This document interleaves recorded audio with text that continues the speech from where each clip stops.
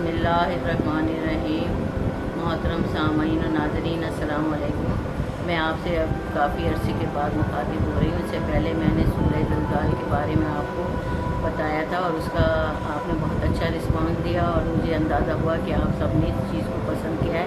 और इत्तफ़ाक़ देखिए कि उसी दौरान में शदीद ज़लज़ला पाकिस्तान में आया। मेरे बहुत से बहन भाइयों ने इस पर अमल किया होगा, तो उसकी वजह से मेरा यकीन है इस कलाम पाक पे कि अल्लाह ने हमें पाकिस्तान को और हम सबको उन तमाम आफात से महफूज रखा और ज़लज़ले से ना किसी का जानी नुकसान हुआ, जबकि शदीद ज़लज़ला था, और ना ही माली नुकसान हुआ है। तो आज भी मैं आपके पास एक सूरत लेके आई हूँ।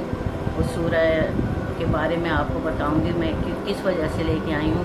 इसलिए कि आजकल जो मेरे पाकिस्तान के हालात हैं उसने मुझे बहुत दिल बर्दाश्त किया हुआ है और आप सब उससे गुज़र रहे हैं। मैंने जितनी इस दौरान में बेईमानी और जितनी लूट मार और जितना करप्शन देखा है, मेरे दिल को करार नहीं आ रहा। मेरा दिल चाह रहा है कि आपसे मैं शेयर करूं कि पिछले दिनों जब मैंने बताया कि मैं सिंध में गई थी, आज तक वो सैलाब में डूबे हुए लोग उसी तरह फरियाद कर रहे हैं। वो 80,000 गज वैसे ही कागजात पे बने हुए हैं।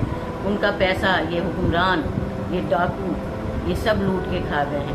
ये बड़े डाकू और छोटे डाकू दोनों मिल के हमारे मुल्क पे डाकू राज जो कायम है उसके खात्मे के लिए हम कुछ नहीं कर सकते तो खुदा से दुआ कर सकते हैं। मैं आपको एक सूरत बताऊंगी जो हम पढ़ेंगे, और इस हुकूमत के खात्मे के लिए, चाहे विफाकी है या सिंध की हुकूमत है, सब जगह डाकू बैठे हैं। आपने देखा है कि रमज़ान में किस तरह लोग अपने जमा की हुई पूंजी से महरूम हो गए, किस तरह लोग सड़कों पे बेयारो मददगार कर रहे हैं। कोई वाली वारिस नहीं, ना जान की हिफाजत है ना माल की हिफाजत है, क्योंकि बड़े डाकू हुकूमत में बैठे हैं और छोटे डाकू सड़कों पे लूटमार कर रहे हैं। दोनों एक ही तबके से ताल्लुक़ रखते हैं। हमें किसी पे भरोसा नहीं रहा। पाकिस्तानी कौम अपने इदारों तक से बिल्कुल मायूस हो चुकी है। पता नहीं क्या हो रहा है, अफरा तफरी और एक लूट मार का बाजार गर्म है। समझ में नहीं आ रहा किससे फरियाद करें, किससे कहें, क्या कहें हम। लेकिन हाँ, अपने अल्लाह से हम ज़रूर फरियाद कर सकते हैं कि खुदा इस डाकू राज से हमें निजात दे। और ये जो ऊपर बैठे हुए लोग हैं जो अपने मकरूह चेहरों को छुपाने के लिए हज़ारों डॉलर, लाखों डॉलर खर्च करके बैठ जाते हैं, ये मसनूई सजावट कोई फ़ायदा नहीं देगी। आमाल तुम्हारे सियाह हो चुके हैं। जितने भी ये हुक्मरान हैं, आप देखें इनके चेहरों पे दरिंदगी बरस रही है। इनके चेहरे मस्क हो चुके हैं। झूठ बोल बोल के इन्होंने तमाम पाकिस्तानी कौम का दिमाग ख़राब किया हुआ है। हर कोई ये चाह रहा है कि हम पाकिस्तान को लूट के खा जाएं, लूट के खा चुके हैं।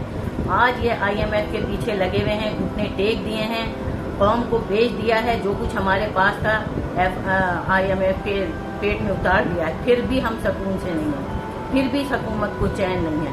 ये इसी तरह लूट मार पे उतरी हुई है। तो क्यों, जो तुमने पैसा लूट के पाकिस्तान का खाया है, जो अपने मकबरे बनवाने के लिए आप मुल्क से बाहर ले गए हैं, उस पैसे को लाओ, हमें वापस करो, हमें दो, ताकि हमारा पाकिस्तान दोबारा अपने पैरों पे खड़ा हो जाए।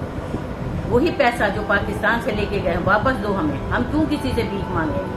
खुदा के लिए आप लोग सब खड़े हो जाएं, जितने भी पाकिस्तानी बाहर हैं या पाकिस्तान के अंदर हैं। आप इसके लिए मेरे साथ एहतजाज करें, और मैं इस एहतजाज में आपको इसलिए शामिल करना चाह रही हूँ कि हम सब मिलके अगर कुछ कहेंगे, कुछ बोलेंगे, तो शायद बेहिस हुकूमत पे कोई असर हो। खुदा के लिए इसको हटाने के लिए आपको मैं इल्तिजा कर रही हूँ कि हम सब मिलके दुआएं करें, बद्दुआएं करें बल्कि, क्योंकि ये हुक्मरान इस काबिल नहीं है। इनके चेहरे जो हैं बिल्कुल मस्त हो चुके हैं। अब इनसे हमें कोई उम्मीद नहीं है, कोई इन पे भरोसा नहीं है। ये सब डाकू हमारे ऊपर बरजमान हैं, और इन डाकू राज को ख़त्म करने के लिए मैंने आप लोगों से एक इल्तिजा करनी है कि जो सूरत मैं आज पेश कर रही हूँ, वो सब मिल के अगर हम किसी भी नमाज में किसी भी वक्त 3 दफ़ा पढ़ के इस हुकूमत के खात्मे के लिए, इस डाकू राज को ख़त्म करने के लिए, इस करप्ट हुकूमत को ख़त्म करने के लिए हम पढ़ेंगे, तो हमारा खुदा हमारी मदद करेगा। देखिए, खुदा ने भी फरमाया है कि जब तक कोई कौम अपने हालात को बदलने के लिए कोशिश नहीं करती, अल्लाह उसकी मदद नहीं करता। अल्लामा इकबाल ने भी अपने शेर में ये कहा है कि खुदा ने आज तक कुछ कौम की हालत नहीं बदली, ना हो जिसको ख्याल खुद अपनी हालत के बदलने का। تو خدارا میرے لیے آپ میرے ساتھ مل کے اس سورت کو میں پڑھ رہی ہوں، اور آپ اس کو پڑھ کے اس حکومت کے لیے، اس کے خاتمے کے لیے، ڈاکو راج کے خاتمے کے لیے آپ سب دعا کریں گے۔ یہ کلام پاک، اس میں سے یہ آیت آپ کو پڑھ کے سنا رہی ہوں۔ یہ آیت ہے سورہ فیل۔ بسم اللہ الرحمن الرحیم۔ الم تری کیف فعل ربک باصحاب الفیل الم یجعل کیدہم فی تضلیل وارسل علیہم طیرا ابابیل ترمیہم بحجارۃ من سجیل فجعلہم کعصف مأکول۔ بسم اللہ الرحمن الرحیم۔ شروع اللہ کے نام سے جو بہت مہربان نہایت مہربان ہے۔ کیا تم نے نہیں دیکھا؟ الم تری کیف فعل ربک باصحاب الفیل، کیا تم نے نہیں دیکھا کہ تمہارے پروردگار نے ہاتھی والوں کے ساتھ کیسا معاملہ کیا؟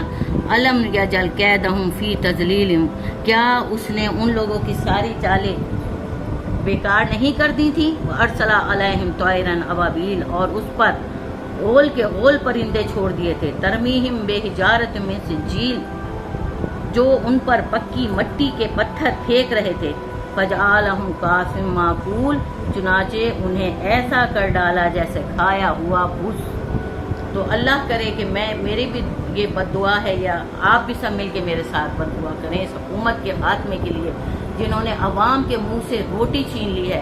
اس عید کے موقع پہ جس طرح لوگ مایوسی کے ساتھ بچوں کو لے کے حسرت سے دکانوں کے باہر کھڑے ہوئے چیزوں کو دیکھ رہے تھے، یقین مانی میرا بڑا دل خراب ہوا ہے، اور اسی لیے آج میں آپ سے مخاطب ہوں کہ خدا کے لیے یہ حکومت کبھی نہیں سدھرے گی۔ دعا کریں کہ ہمیں سچے اور پاکستان کے چاہنے والے، حقیقی اس کی حفاظت کرنے والے حکمران میسر آئیں، اور ہم اس کوشش میں کامیاب ہو جائیں کہ یہ سارا جو ڈاکو راج ہے یہ ختم ہو، اور ہم دوبارہ سے چین اور سکون کی زندگی بسر سکیں۔ ایک اچھا حکمران، ایک اچھی حکومت ہمارے نصیب میں ہو۔ الہی آمین۔ والسلام۔